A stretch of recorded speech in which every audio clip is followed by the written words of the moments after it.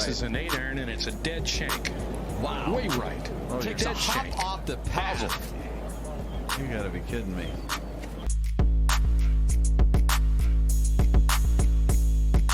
Very tough pitch shot right here. You got to hit it into the hill. One hop up and bite, and it's in. Kind of like that.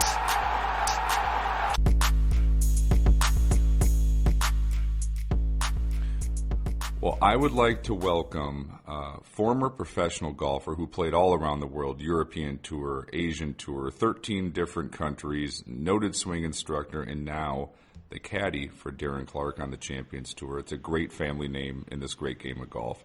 Sandy Armour, thank you, sir, for being on the podcast tonight. It's always a pleasure to have you on. It's always an interesting conversation. So thank you for your time. Well, it's good to be talking with you again, and I look forward to our conversation. Well, a lot been going on. You had a great run with Olin on the Champions Tour, Olin Brown, and now you're working with Darren Clarke. And we were always, I think, as golf fans, kind of wondering, when is that winning streak going to start? Because he has such talent, and he's been such a world-class player for so long. And it started. You guys have accomplished a lot as a team. So, what happened? How did you get on Darren's bag? And then what kind of, game plan, maybe we'll dig down into it, from 5,000 feet, did you guys kind of put together? And, how much fun has this been on for both of you guys? Well, I'll tell you how it started. Darren and I have been friends, and I'm caddying for Olin Brown, and Olin's one of the greatest humans on the planet. And Darren asked me earlier last year, he said, how much longer do you think Olin is going to play? Because I would like you to come caddy for me. And then, because I would watch him on the range hitting balls, and he was working with a number of different instructors trying to put something together. And then we had a tournament at Pebble Beach, the first tee tournament. And I walked up on the driving range at Pebble Beach has a putting green right behind it. And I was going to meet Olin. And it was early in the morning. And when I came onto the range, I saw that Darren and Olin were the only two people on the putting green. And they were talking. And I walked up and said, "Hey, Darren, hey, Olin." And Olin looked me straight in the eye immediately and said, "If you don't start caddying for him next week, it would be foolish." And I'm not sure if he traded me for a bottle of wine or a burrito but I said, yeah, let's do this. Was it tough?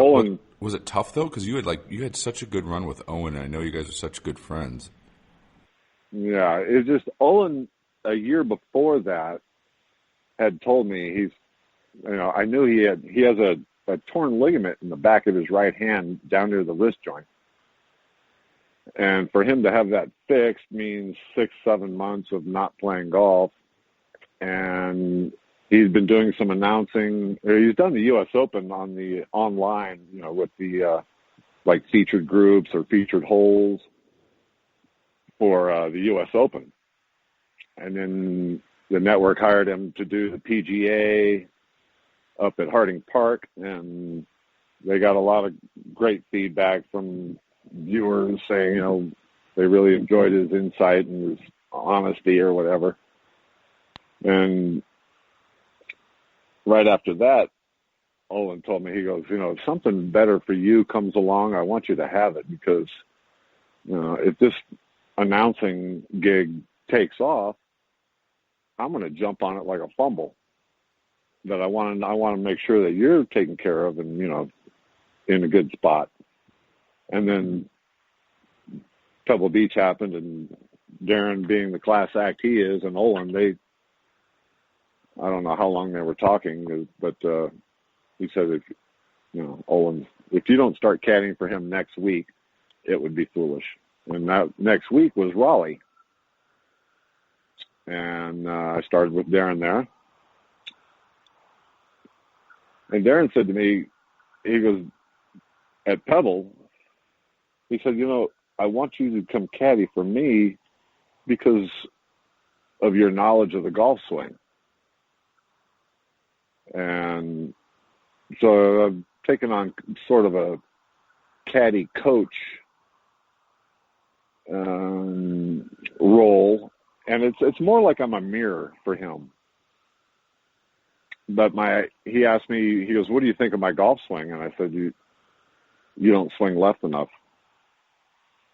Now I'm talking. We're in Raleigh, and I have now watched the 2011 British Open where he wins and he beats Dustin and Phil by, I think, 3 shots at Royal St. George, which is coming up this year on the rotation. And Darren and I are going to go over there and play that tournament, and that's going to be a blast. But then back to his golf swing. I've watched him on the range hit balls, played a couple of practice rounds with him, and Darren was struggling. He had, he's got power to all fields. I mean, he can hit it far, but he was hitting it to right field and left field, and so I started videoing his swing, and I showed him. I said, "Here's your swing plane, which dictates the bottom of the swing and the path the club head is traveling at impact." And I said, "Your hands and your club are traveling down the target line, which means you have to be very handsy. Your timing has to be perfect." In South Dakota, Darren shot 62 and was in the last group on Sunday. And I think he shot like 75 or something like that. It was hit and miss with that type of swing, what he was doing. But I said, "Darren, let's get you on plane to where we're not hitting the ground before the ball. The club is traveling in with our when it strikes the ball. That way your hands are not going to roll over, and we need to square the club face going back and coming down. I'd like for that club face to be matching your spine angle, because if parallel to the ground come on the downswing, if that toe is straight up in the air, to me that's wide open, and it requires sort of like almost like I have to back out of it to give you time to square the face, as opposed to, you see Dustin Johnson, his bowed left wrist at the top. You see it in Colin Morikawa is not as drastic as Dustin's, but it's there. Jack Nicklaus had a little bow in his left wrist, where the club face is not hanging at the top of the backswing, where the toe is straight down. So through impact, you had to use a lot of hands to square it. Essentially, it had more than I think of it, because I always think of a Darren Clarke golf swing in his heyday as not much hand action at all, where it's that rotation of the body going left. The club naturally squares, and just that heavy coverage of his body squaring that club face up versus hands. Is that a fair assessment? That's a great word that you threw in there, cover. I told Darren, Darren, I've watched the 2011 British Open a couple of times now, and you are on top of the ball, and you're driving it, what I call links golf, where he grew up with heavy wind, and you see similar action in guys in Texas and Florida where there's a lot of wind, where they stay on top of the ball and they drive it low. They don't throw it up in the air. It's sort of like, Jack Nicklaus, he was a picker, but we all know what a great career he had. But Darren has never played that way. And he went to a couple of guys, and they were teaching him, this and that. Club face was traveling. But down the line. His hands were chasing the ball. And I said, Darren, you're a links guy. Let's get back to you driving the ball turf. And in Raleigh, I started videoing him and showing him. And when he was swinging well, the club shaft, I drew a line on the video of the shaft at address, and when the club stayed on that line after impact, he hit the ball as well as anybody can hit it. I mean, he's a big, strong guy. He's 6'2", and he's got a barrel chest, and that's the way he plays golf. Hanging back, striking improved immediately. His wedges started sliding lower. His divots were more shallow. He stopped hitting them thin and fat. You think of a guy with his caliber, his pedigree, that the effort to try and get better, and you start listening to other people, and all of a sudden you're spun off into this world of, I don't know where I am, I don't know what I'm doing, I don't know where the ball's going. So we got his impact down, and his direction improved immediately. His shot dispersion tightened up a lot with every club. The hardest was the driver because, it's sitting on a tee and people like to hit it high and far. But I kept telling him, links golf, links golf, links golf. And you need to clear your hips and then cover the ball. And the first tournament in Raleigh, we were tied for the lead with 9 holes to play. And I'm thinking, damn, this is this is exciting. Is it hard to teach somebody who's that great of a player? I mean, did they have some obviously he's been so successful for so long. Is there some thoughts where, like, he doesn't want to hear it sometimes? Is it hard to convince somebody who's been that damn good for that long? Or when you put it on video and you show it to him, and obviously Darren understands the golf swing, is it sort of like hard to argue with it, right? Like, it's math. This is why this is better. What's that like to teach somebody at that, who's at that level and been at that level? Well, first of all, I was not trying to impress him with my knowledge, because that wouldn't benefit either one of us. He knows that I had talked with him on the range numerous times when I was caddying for Olin, and he was quizzing me, and I had a feeling that this was coming, that he wanted me to caddy for him. And when I showed him the video and we talked about the path of the club and consistent ball striking, if you look at the guys in the Hall of Fame, there's no real set address or swing type that is mandatory. What they all do is they hit the ball consistently, ball turf. They put the ball in the same spot and they hit it solid. There's guys like Jose, who's one of my favorites.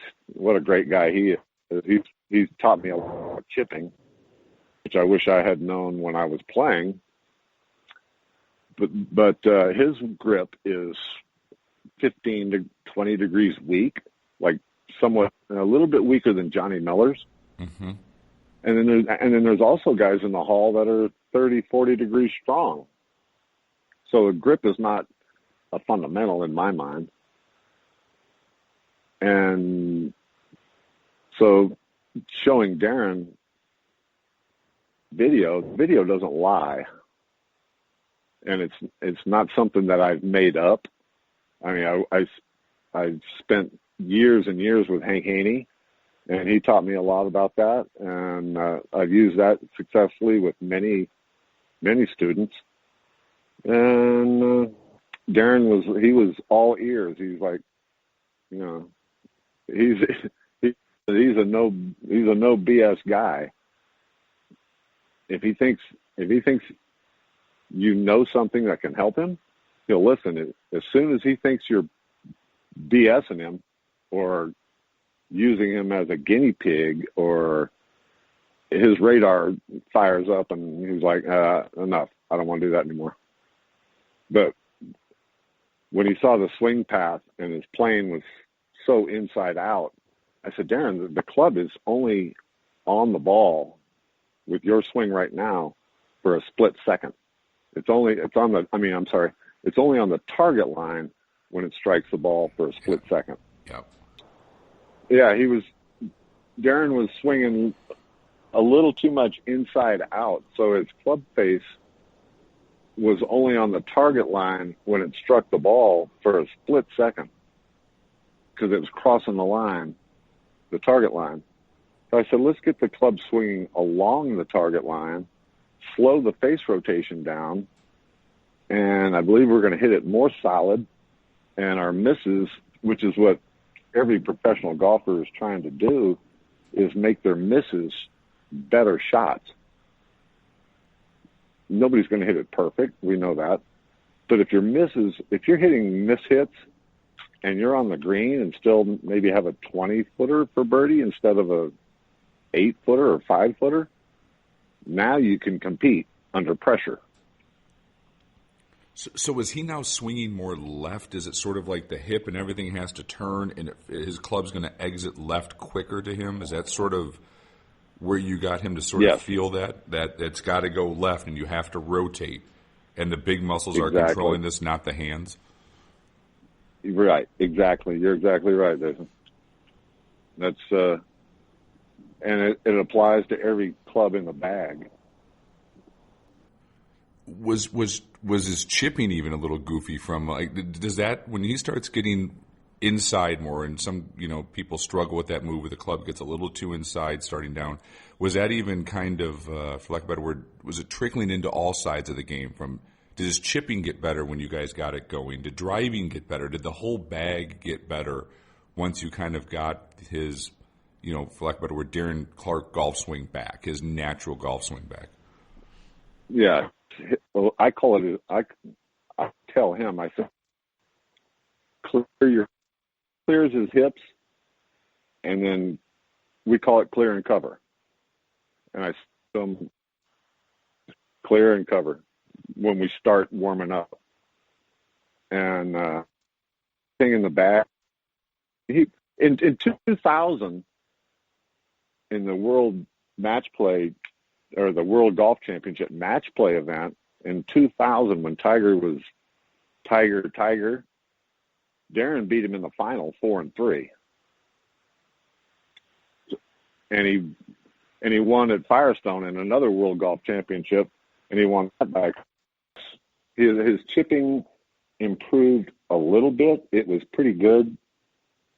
And his bunker games really surprised me how good he is out of the sand.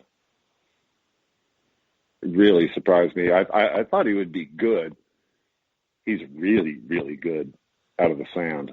And flop shots, I was expecting a links guy not to be that great at flipping the ball up in the air and stopping it, with the trajectory or whatever. But, yeah, it was all good. And then we went to the putting green and in Raleigh, and I said, Darren, the toe of your putter is off the ground. Your hands are low. I said, if you look at all the great putters, even though their strokes, again, going back to the Hall of Fame type thing, all these guys have different strokes. I've spent a lot of time with Ben Crenshaw. I met him in 75. And Brad Faxon and Jack and Tiger. I said, all these guys have an arch in their left wrist. It doesn't matter really so much what their grip looks like, but they have that same look at the shaft from the putter head to their elbows is a straight line. And I learned that from Tiger. We played a lot of practice rounds when he was working with Hank, because Tommy, my brother, we'd been working with Hank and been dear friends since the 80s. And Tiger said he keeps the shaft in line with his arms, and that helps the good path. And so I got Darren on the arch in his wrist. We bent the putter a little bit, and he hadn't won a tournament since the 2011 British Open. And I've caddied for him 5 tournaments now, and we've won 2, and we could have won the first one in Raleigh. We tied for the lead with 9 to go. Does a player does he does it come back? So was he nervous, or is it good nervous, or is that when you're that great? Does that come back pretty quick when you're in the hunt that you know how to close the deal? Can you see the confidence growing, or is he? When you're observing him, because it's been a while, was it difficult, or that's the question I'm asking? Was it difficult, or did it come back to him really damn quick when he's under the gun and you have to play for that win on the back nine? Yeah, his confidence grew immensely after hitting numerous shots solid at the target with the flight that we were looking for. You could just see his confidence growing. And he looked at me one day in Raleigh and he goes, "Sandy, I am not scared to go low." And I said, "Darren, I wouldn't be here if I thought you were." Because you've won, you're a major champion. You've played on 5, 6 Ryder Cup teams. You're assistant captain a couple of times and captain of the Ryder Cup once. And you've won 30, 40 tournaments worldwide. Yeah, you can go low. I know you're not afraid to go low. And he goes, "We're not here to finish 5th, 10th, whatever." He goes, "I want to win." And I was like, "Yeah, I love it. I love it. I can't, and I'm pinching myself at night going, this guy's asking me for advice." And I'm telling him with confidence what I believe, and he's buying it, and it's working. I'm like, I got the greatest job, since Olin Brown. And when I saw him win, you could tell it meant a ton to him, right? Can you talk what that meant to you guys? For him to come over here playing the Champions Tour in the first year, it's I was talking to Chubby Chandler about this, that Darren kind of thought he'd come over, tee it up, and boom, start winning. And Chubby said there was a little bit of a reality shock. First off, didn't play a whole lot in his late 40s, as much as as hard as he did, you say 10 years earlier. So there's a little rust. And B, these 50-year-old guys can play on the Champions Tour. And Chubby's it was a bit of an adjustment of holy shit, I'm going to have to bust my ass, and I got to be on my game if I really want to beat these guys. This is not going to be, recreational golf, and I'm going to win. You're exactly right. It's when Colin Montgomery came over after about 5 tournaments. I asked him. I said, "So, Colin, what do you think about the Champions Tour?" And he went, "Oh my gosh, this is so different than what I thought it was going to be." He goes, the pins are not in the middle of the green. The courses are not 6,500 yards. And, you got to, for the average golfer I shouldn't say average golfer. Let's go with the club champion at Oakmont, okay? Or Carnoustie. Or somebody that plays really tough courses, and they're a scratch golfer. Butler National, right? Best player at Butler. And you're a +1 or +2. +1 or +2. They're good on that course, usually. To be that, they're very good. But to go to a different city and play a practice round and a Pro-Am on a course with different grass than you grew up on, or different bed that everything that goes involved with a touring pro. On the Champions Tour, you have to be 18 under in 3 rounds. At 7,000 So, yards, right? Yeah. At 7,000 yards. We played Pebble Beach all the way back, except for 9, 13, where they put those U.S. Open tees in that are, we don't play those, but I mean, we play, these courses are not short, and these guys, the pins are not in the middle of the green, and Darren's aware of that now. He said the same thing that Colin Montgomery said, and some of the other guys, some of the Americans, when they come out there, they're like, holy, well, I don't want to cuss on your show, but I just cuss, so feel free. But holy shit, these guys can really play, right? These guys are still really, really good. And damn near every one of them has won a handful of PGA or European Tour events, numerous major winners, Hall of Famers.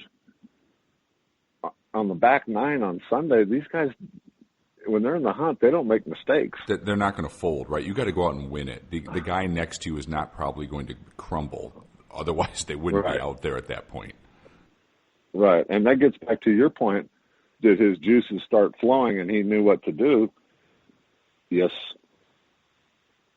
In Boca, the first tournament that we won, a funny story, on Saturday, we're playing with Ernie Els and Colin Montgomery. And the week before, we'd had a lot of rain, and it was lift, clean, and place every day. And in Boca, there was a lot of rain. And the first round on Friday, we were lift, clean, and place. Saturday, we did not play lift, clean, and place. And the first hole was at Dogleg Right, par 5, and Darren drove it in the right rough by a yard. And he had a hybrid on the green, 2-putted for birdie. The second hole is a straight par 4. And he hit a bomb 300 yards right in the middle of the fairway. And he had asked me about riding a cart, and I said, Darren, you haven't walked, and you're going to be stronger on Saturday and Sunday. Please take a cart. And some purists think that's, whatever it is, not professional looking or whatever. But these guys are 50, 60 years old. And it's and in if the you rules. walk, use advantage. Yeah, I'd cart it. Yeah. Right. I mean, if you walk every day in a week, on the weekend, you're going to be tired. I said, Darren, take a cart because you're going to be stronger on Saturday and Sunday. So anyway, back to the second hole in Boca. He drives this bomb down there, and he gets in the cart, and he takes off. And Ernie and his caddy and Colin and his caddy and I, we're walking down the fairway, and I see Darren pull up next to his ball, and he gets out of the cart. And now we're about 100 yards from him, and he pulls a tee out of his pocket and sticks it behind the ball. And I start yelling, stop. And Colin Montgomery also yells, Darren, stop. Well, he sticks a tee in the ground. He picks the ball up to clean it, and he turns around and looks at us, and he goes, and you can see him when he realized, and he goes, ah. Yeah. So we get the official. Official comes over and tells him how to, what the rules are and how to proceed from here. So the next shot, he hits it over the green, pins on the back, and it's a severe drop off in the back, maybe 10, 12 feet. And we get back there, and it's sitting near a drain, but he doesn't get relief, and it's sitting on almost dirt, mud. And he goes, what do you think? And he asked me, he goes, what do you think? And I was like, well, I don't think flopping it off there is a high percentage shot. And you're pretty good at bumping the runs, I would have, And he pulls out a 7-iron and chips it and banks it off this slope, runs up onto the green, and goes in the center of the hole like a perfect putt. Perfect speed, right in the center for a 4. Strangest 4 for a while, I'd have to imagine. Right. Yeah. And we're walking off the back of the green towards the third tee, and I looked at him and I go, Darren, kind of shit that happens when you win tournaments. Yep. And he looked at me with that Cheshire grin, and he goes, I know what you're saying. Well, we shot 62 that day with a penalty shot. And on Sunday, when the heat was on, coming down the back nine, he fought like a tiger. And on 18 was a par 5. He goes, which way is the wind blowing? And I said, it's helping from the left. Get on the right side of the tee and rip one. And he hit another bomb down there in the left center of the fairway. We got up to the ball, and he goes, what do you think? And I go, well, we got 180, like 188 to carry the bunker. We got like 95 to the hole. I like 6-iron right in the middle of the green, which is basically about 8-10 yards right of the hole. The pin was on the left side of the green. And we are tied for the lead with Furyk, and we're playing with him. And Bernhard is in the house. He's already finished, so Darren takes his 6-iron out, and we're facing west in the afternoon, so we're looking straight into the sun, and there's only about 100 people around the green because of the COVID restriction and all that. And he takes his 6-iron out and to hit it right on the button, and we couldn't see it land because of the sun, but we heard the gallery start clapping.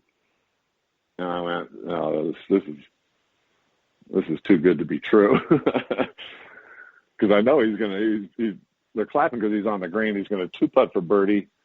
Now, Furyk he's one behind us, come to think of it, and he's knocked it on the green. So he's got an eagle putt to tie if Darren 2-putts. And Darren was about 30 feet.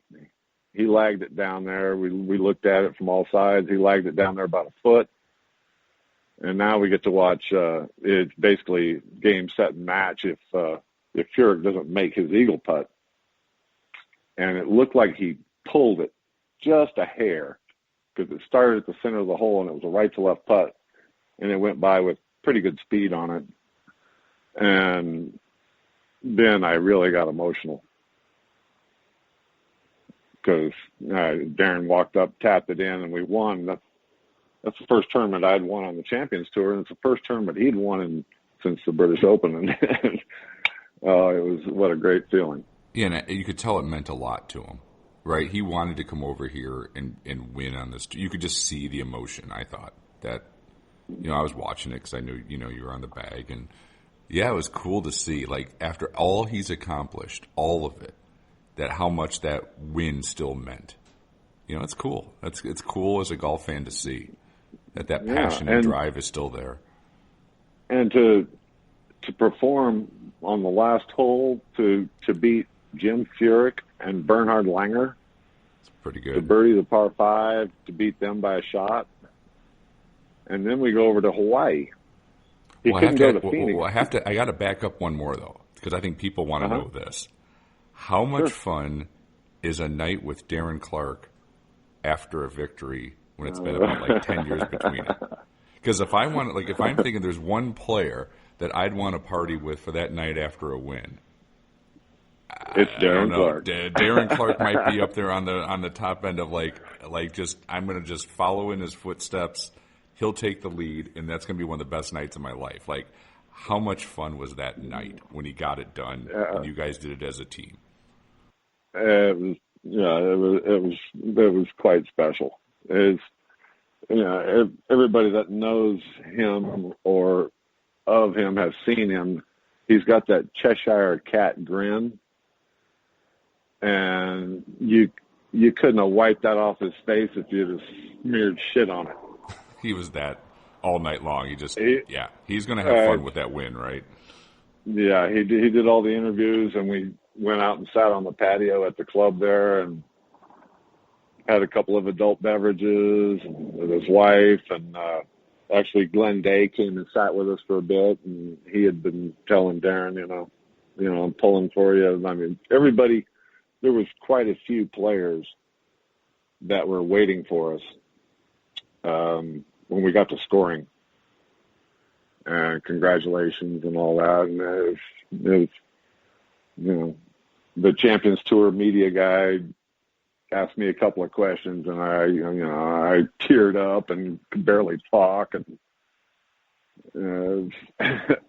but then sitting on the patio with Darren and his wife Allison and Glenda and a couple other guys came by and said, "Congrats! You deserve it. You're a great asset to this tour." The Pro-Am people. Every time we've played 5 tournaments now, and when it's Pro-Am day, when we get to the tee, all those amateurs, they are so excited to spend time with Darren because he's such a loving, fun-loving guy that works his ass off at his craft, and they have a great time. And I get to sit there and watch it happen and be a part of it, and I'm just thrilled to death that that Darren thinks so highly enough of me. So, could he play Is he still PGA Tour good? I know there's a bunch. Yes. There's some. Yes. Okay. He still has enough pop on the bat where if he wanted to, he could play European Tour, PGA Tour, and still compete. In your opinion, he could play. He's carrying the ball 290, 300 yards. Okay, so he's like PGA Tour average long at this point in his 50s. Yes. Yeah. Length would not make him irrelevant at any tour, any professional tournament worldwide. Out of the guys on the Champions Tour, no names. Just if you don't put names in this. How many guys do you think could keep a card from the Champions Tour on the PGA Tour? Is it 20? Is it 15? Is it 10? Or No. Is it? No, it's maybe 8. 10 players. 8 or 10 players. But there's probably 20 guys that could play like at Harbor Town last week because of course of that length that they could play, and a handful of them could compete on Sunday. Like 4 over second day missed a cut, couples missed a cut.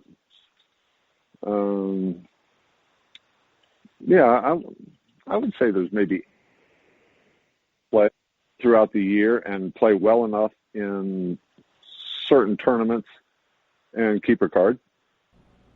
So you think there's about 8 to 10 guys who could do it? Yeah.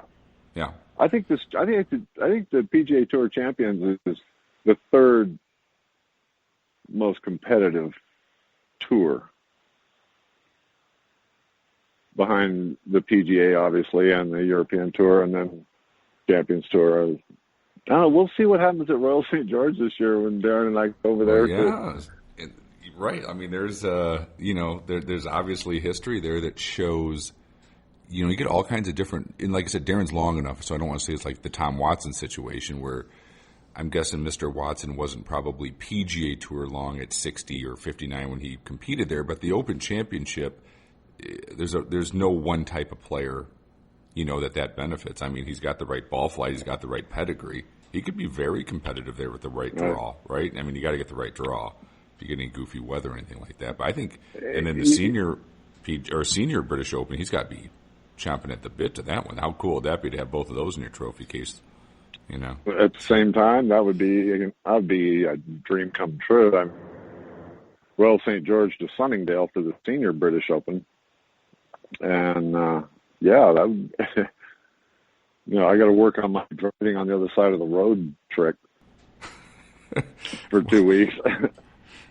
Well, I'm sure it'll come back to you. You've spent a little time over in Europe playing, so I'm guessing, the old dog hasn't lost all of his tricks yet. No, the first time I went to Australia and played down there on that tour, back then, 90.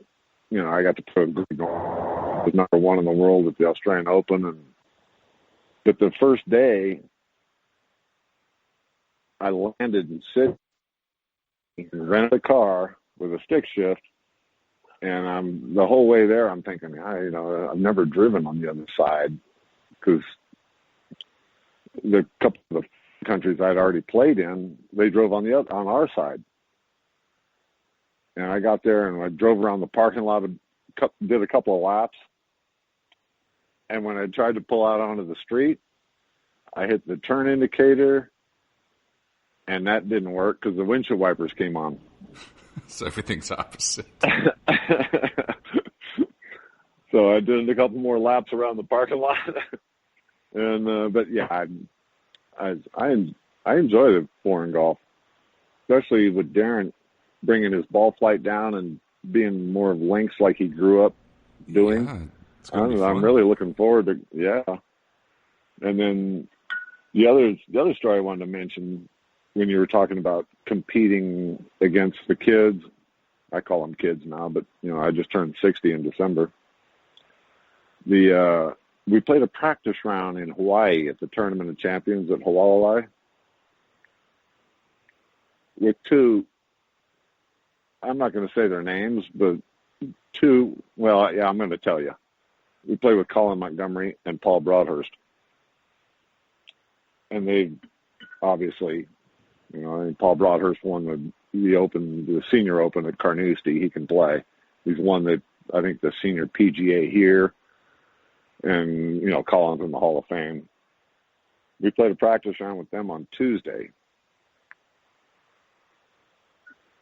Sunday, Darren makes a 40-footer on 17. On 16, we're tied with Goosen. He's playing in front of us. And Darren hits a bomb on 16. And it's so much fun to watch that ball fly when he hits it right. And we get up there, and he's got 115 yards to the hole. And this is all leading up to the story I was talking about, the practice round. He is 50 yards ahead of Jerry Kelly, who we're playing with in the last group. And Darren, he goes, what do we got? And I go, we got 115. And he goes, and that's perfect because his 54 goes 115. So he doesn't have to make a soft swing or a hard swing. Perfect number. And perfect number, and it's sitting about 10 paces in front of the right side bunker. And he goes, what do you think? And I had Darren knock the flag down. And he didn't hesitate. He got over it, and he hit that thing about 4 feet right over the flag, right behind the hole.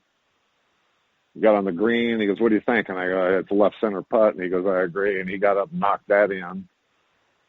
Then we go to 17, a par 3 on the ocean, and Goosen's ahead of us, and we see him make a birdie. So we have a one-shot lead now. Darren hits an 8-iron, didn't hit the best shot, and there's a ridge in the back middle of the green, pins on the left side by the water, and it hits the ridge and veers to the right, and he's got about a 45-footer. And we looked at it, and he goes, I got it. So I looked at the putt from both sides we both do always, and we started walking back towards the ball, and he got behind it, and he goes, I got it. And I know when a player says, I got it, that means back up and shut up. And I took the pin, stood on the back of the green, and he made it. Knocked it in the hole. Now we got a 2-shot lead going to the last hole, and I'm thinking, this is unbelievable. We're going to win, we got a damn good chance of winning 2 in a row. Right. And we get up on the tee box on 18, and he goes, where do you like it? And I said, Darren, you see that TV tower? It's 330 to the end of the fairway at that tower. Hit it right at it. And he did. We got up there, and he's in the cart again. And by the time I got up there, I see Goosen. It's a dogleg left, sharp dogleg. I see Goosen make like a 12-foot putt. And Darren looks at me, and he goes, I believe that's for par. And I went, really? Well, that's good news. I said, let's just wait until the leaderboard updates. And sure enough, they posted it. It was for par. We got a 2-shot lead. We got 110 yards to the hole. It's downwind. And And he goes, what do you think? And I go, I like the 54 about, 15 feet left of the hole. And he hit it right there, rolled the putt up and just over the, just missed, tapped it in, and now we've won 2 in a row. And now he's got an early flight. And another good night of partying, I'm guessing, right? I mean, he has to celebrate. It's Darren Clarke, for God's sakes. Well, the story turned a little bit right there because he's got an early flight leaving. And now he's going to do interviews, and I get his watch and his wallet out of the bag, and he goes, Sandy, can you go to the locker room and pack my stuff up? After all this, I've got to run to my room, and I got to run. Okay, so I go to the locker room, get all the stuff, pack up the golf bag, and I drag it up to the ballet stand at the Four Seasons there. And Colin Montgomery is standing there in his street clothes waiting for a ride. And I walked up to him, and he goes, congratulations, you guys did 2 in a row. I'm so happy for you. And Darren, it's, you guys seem like a good match. And he goes, Sandy, I got to tell you, I told Paul Broadhurst, he calls him Brody. He goes, I told Brody on Tuesday after we finished the practice round, I cannot beat that guy. He's playing some golf, my man. He's playing some golf. He goes, Sandy, I'm hitting 6 irons and you guys are hitting wedges from the center of the fairway. He goes, I might beat you 1 hole or 2, but in 3 days, I said, Colin, why don't you try a 48-inch driver? Hey, there's something to that. I actually put a 47.5-inch driver early in this year, and I've gained like 5 miles an hour club head speed. Now the question is, can I control it? But it works. I'm telling you, I'm hitting it further. A bigger swing is more club head speed. Exactly. That little Canadian girl that hits it, Brooke Henderson. Yeah. She uses a 48-inch driver, but she holds it at about 45. She chokes down on everything. Her driver's 48. I'm going full tilt. Like I'm getting real dangerous here. My club head speed with that thing's getting up to like 105. So look out from the white tee club championship. You're the best.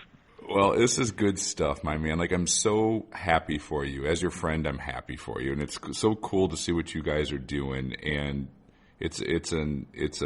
you're a part of that team, and there's a reason Darren put you on that bag with helping him get to that next level, right? I mean, it's out of knowledge that you bring a lot to the table, and I couldn't be more happy for you guys and the success you're having. It's from a golf fan standpoint, it's cool to watch. So, continue with it. And, hopefully TA's out on the Champions Tour a little bit more with, not injuring his foot in the middle of the night going to the bathroom or whatever. So hopefully I want to see that. I want to see a showdown between TA and DC on the back nine one time this summer. That'd be fun to see. Well, it's cheers to you and thank you for your praise and everything. And it's, we work hard and it's paying off. And if anybody were to beat Darren and I in a tournament, I'd be somewhat okay if it was Tommy. Yeah, you know what? He's, TA says somewhat okay. He's playing, he says he's playing well, and, he's got to win one of these at some point out there. He's been too good for too long not to have, not to get that first victory on the Champions Tour. I know he's been, injured a little bit, but he's just too good. One of these times he's going to be there. It's got to. I mean, in Naples, I think the second year Tommy and I were on the Champions Tour, he shoots 61 on Sunday. And Fred Couples birdied 17 and parred 18 to beat us by a shot, and he shot 63. And Tommy's had numerous. He's finished second in Houston twice, which is our next tournament. He likes that course. And, you never know, right? You never know. Well, thanks for. And I'm looking forward to my. I'm looking forward to my new irons. Yeah, they're in the transit. Sub 70 Tommy TA3 model. Yeah. And Tom had him in play. He had him in play last week, and had a really solid first round. And it's like I said, too bad he munged the foot up a little bit in the middle of the night, but so far from talking to TA, he's happy with him, and the performance is exactly what he thought, and he seems pretty excited about, Oh, yeah. Well, he and Darren are, they're good friends, and they respect each other's ability, and they like a similar look in clubs. And Darren looked at him, and Tommy goes, "Would you like a set?" And he goes, "Yes, I would." Well, whenever Darren wants a set, you just let me know, and we'll get him built for the big guy and exactly to his spec. So, we'll take care of him on that with, no problem at all. It'd be an honor. Well, I appreciate everything you do for the Armour family, and I look forward to much more in the future. Yeah, I'll be out in Vegas in June. So hopefully, I don't know if you guys are going to be. I don't know if there's tournament schedule going on, but we got a dinner reservation at Bernie's new restaurant out there before it opens. So wife and I are going to head out there. So if you guys are in town, we'll definitely hook up and say hey. That sounds wonderful. Thanks, Sandy. I really appreciate your time tonight. My pleasure. Thank you for your time. And like I said, thank you for helping the Armours.